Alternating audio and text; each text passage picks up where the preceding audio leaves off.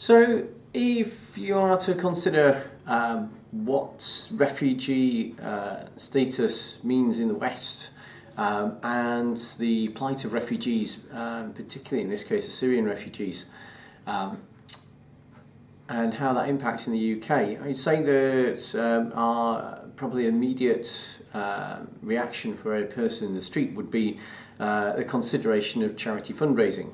They see it more as a role, I think, of the charities than something which the state will contribute towards. Now, the UK does still give a percentage of its gross domestic product to other countries in overseas aid. And imagine that a division of this is going towards the refugee crisis that's originating in Syria. But an awful lot of the cost of trying to address these problems comes down to the charities. And people's interaction with charities in the West is fairly mixed. The Americans are by far and away the greatest givers and have a very strong Christian mindset, which gives rise to a lot of that giving from the general public and corporate organisations and such like. In the UK, a general approach is for international organisations to try to encourage small donations from individuals of just a few pounds out of your paycheck every month to go to their charity, and then once that's been set up as a standing order, so it comes automatically out of your bank account, then generally people forget about this, and so it just goes on coming out every month. Otherwise, we get an awful lot of advertising in the UK telling us about various humanitarian crises around the world, and to be quite blunt, it's something which the public have become quite inured to. They become quite immune to, and so because they are bombarded with these very graphic images of the problems that you get in other countries, then they tend to become quite saturated with this and have very little patience for it. And so this makes the job of the charity fundraisers much more difficult. So they've adopted more proactive methods of trying to get funding. And so what they do now is they have people which are positioned around town centres which approach you in the streets in order to ask for funding. And they have adopted the nickname of charity muggers, or as they try to get your money from you, not by violent means, but by pestering you in the street to sign up for regular donations to that charity. And if we ask why the West has become quite hardened to the plight in other countries, and it has become more difficult to get money from them, the general public, it is because they are very distanced from it.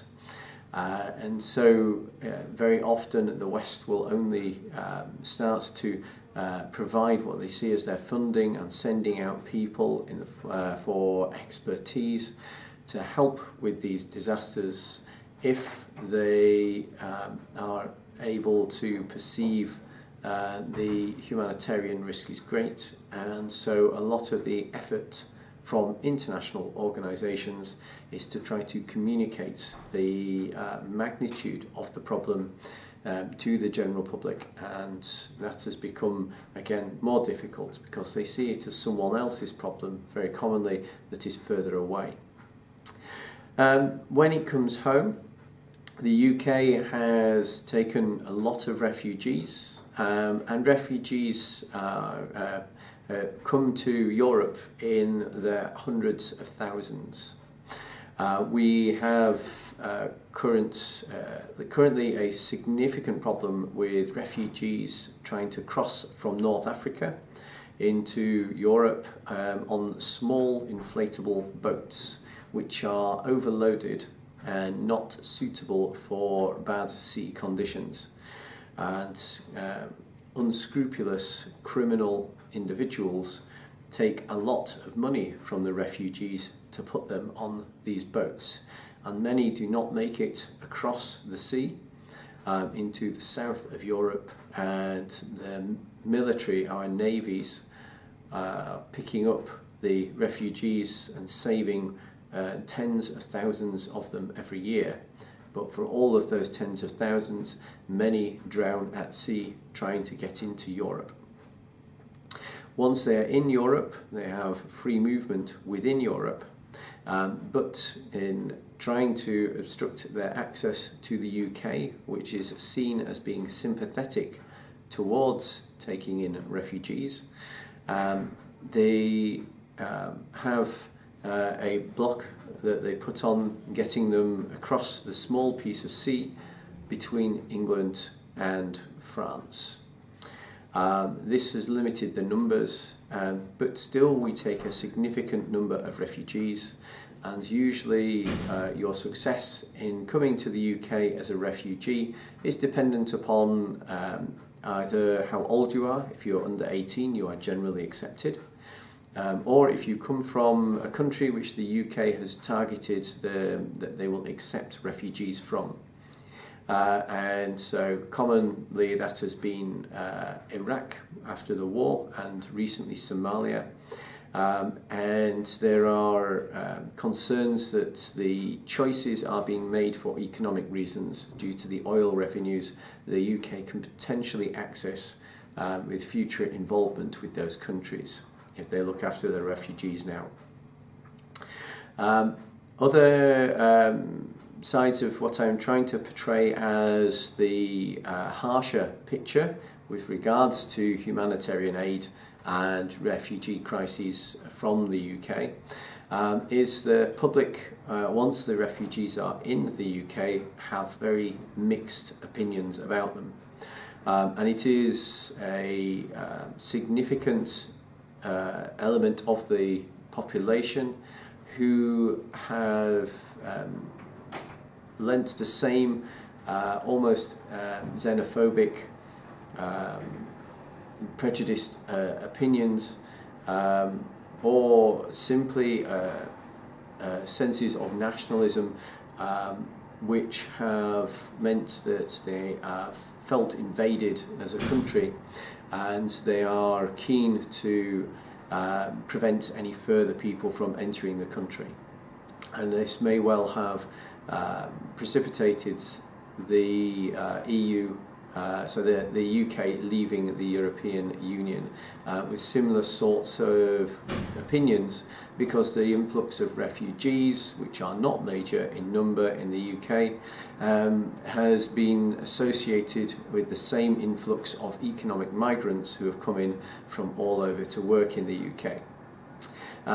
In the UK, once they've arrived, they are kept, so they're provided with financial support, which is a modest state payment to pay for subsistence, and they are provided with housing, again with very limited rights to the same quality of housing that we get as UK citizens. And so that housing can be very poor indeed.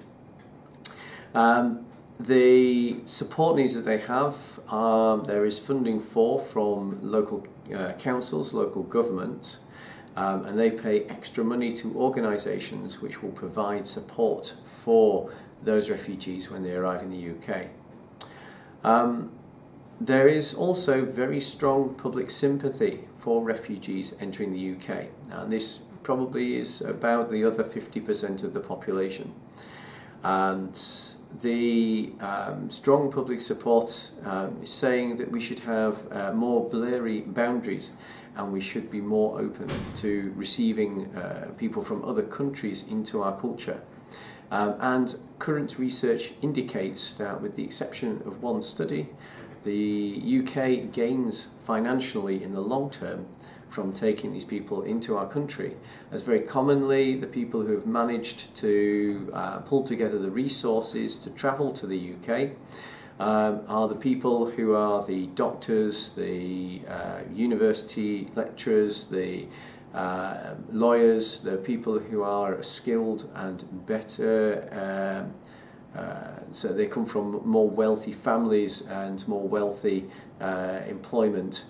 And that's how they've managed to get the money to come to the UK. And in the short term, they carry out when they are able to stay in the UK indefinitely, when they have been accepted by our Home Office, then we end up giving them the worst jobs because we don't recognise their overseas qualifications.